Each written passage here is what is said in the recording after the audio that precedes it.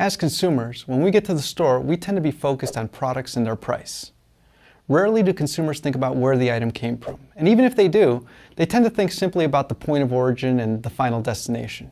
Perhaps a more perceptive person might even think about the primary mode of transport used to deliver the product. Even that level of thought is very limited though.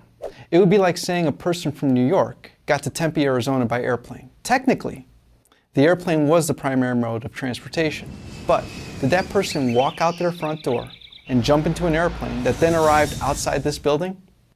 Many of you who have traveled by airplane know that the process is much more complicated. Think about everything required for you to travel by airplane. You'll buy a ticket, pack your bags, get a ride to the airport, check your bags, get through airport security, board the plane using that particular airline's boarding process, and finally, you're ready to fly. But if you're scheduled for a layover, you'll have to sit in people warehousing. Then you'll be ready to board another airplane which will hopefully get you to your final destination. And even then, you'll need to shuffle off the airplane, get your luggage, and find a ride to get you to your absolute final destination. And that's only what you experienced. Think of all the work done by airport and airline staff at every level. This allows us to understand why this militaristic term logistics is about so much more than transportation. Moving yourself from one city to another is difficult enough, but at least you're there to make decisions, ask questions, and know the full details of the trip as they happen. Products traveling the world don't have the ability to make changes or ask questions, which means that the planning and preparation aspects of logistics are even more crucial to consider for supply chain managers.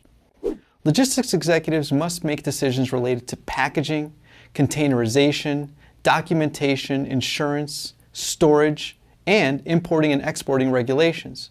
Ultimately, though, transportation is very important because the transportation mode of choice will likely dictate how a supply chain manager will draw up a complete logistical plan.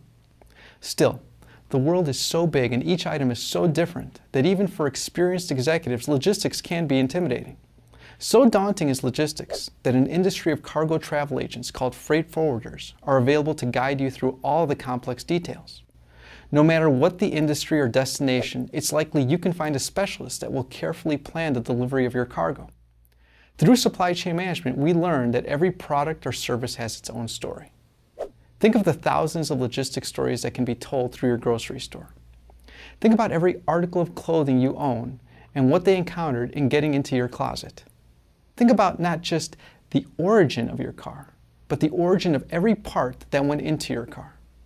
So now, maybe next time you buy an exotic fruit, a designer handbag, or an imported vehicle, you might take a moment to think about how modern logistics management has changed our lives and how it's made that purchase possible.